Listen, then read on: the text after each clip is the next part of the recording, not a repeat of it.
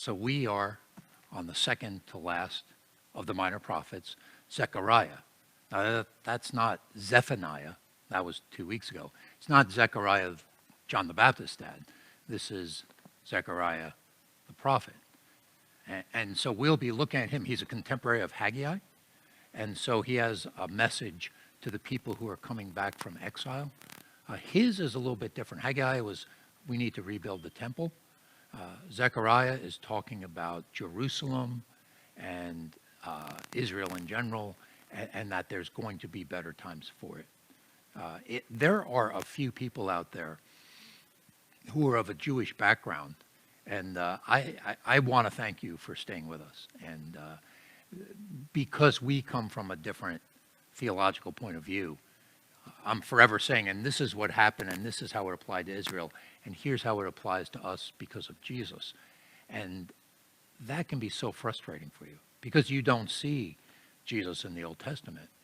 So I thank you for hearing us out and understanding that we come from a different point of view. It's not meant to be offensive. It's just how we look at things. And I will tell you, if you read the New Testament, especially if you start with Matthew, Jesus doesn't say a lot of things that are really his own. He echoes the Old Testament and then maybe says, you know, it used to mean this and now it means something a little bit more.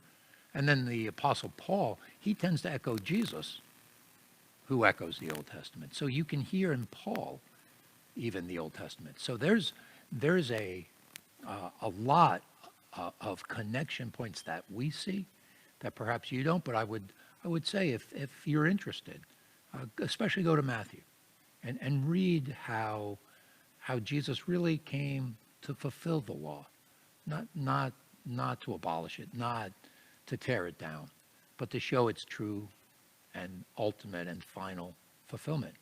And I'm saying this today because Zechariah has a lot of messianic verses that we would look at and say it points to Jesus. And again, I understand not everyone has that point of view.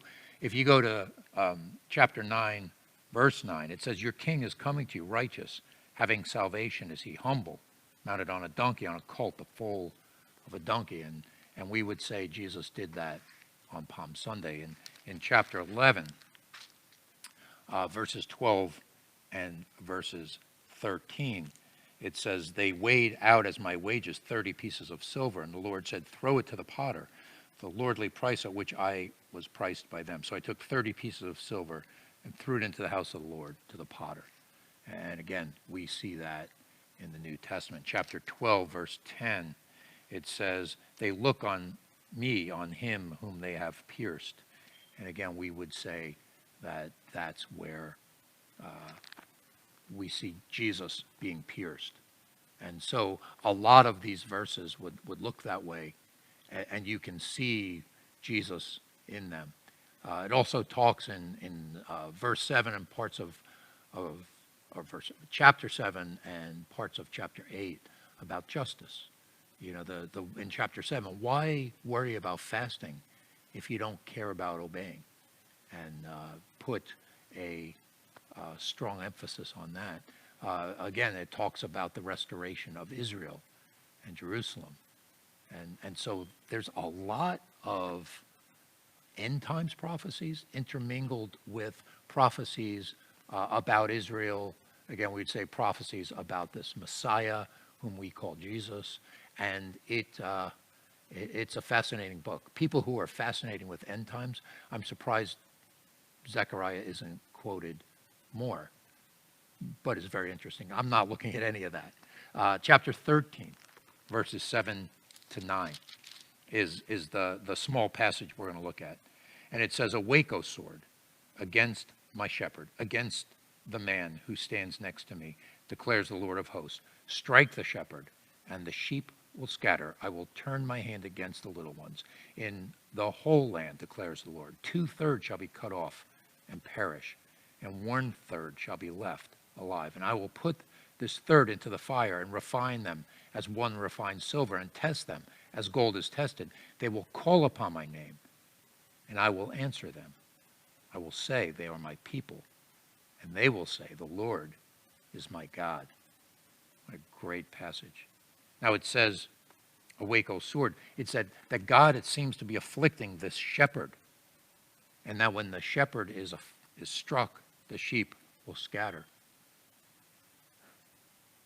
But it also says something else, that there are false sheep. In fact, 2/3 will be cut off. That in this little verse, it's saying the shepherd, again, we would say that is Jesus, that his sheep, the disciples, they scattered when Jesus was arrested. But then that the church is where this ultimately gets fulfilled. And that God will refine his people. And it even says most, 2/3, will perish. They are not true sheep. But that those who persevere, they'll be tested like silver, like gold. They'll be put through the fire. And if they come out, it says they will call on my name. God will answer us. And God will say, they are my people.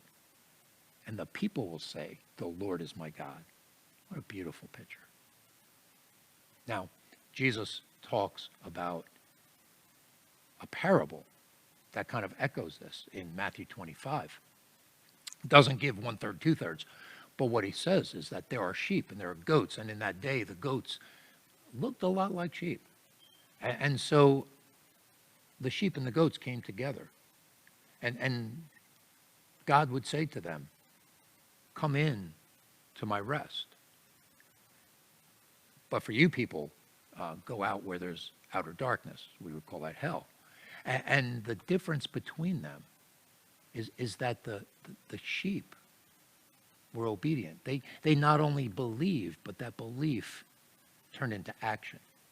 And so again, as we look at this Zechariah and see its fulfillment in Christ, both with the messianic promises and this idea of the sheep and the goats, it lets us know that if we truly believe, it's going to change how we act.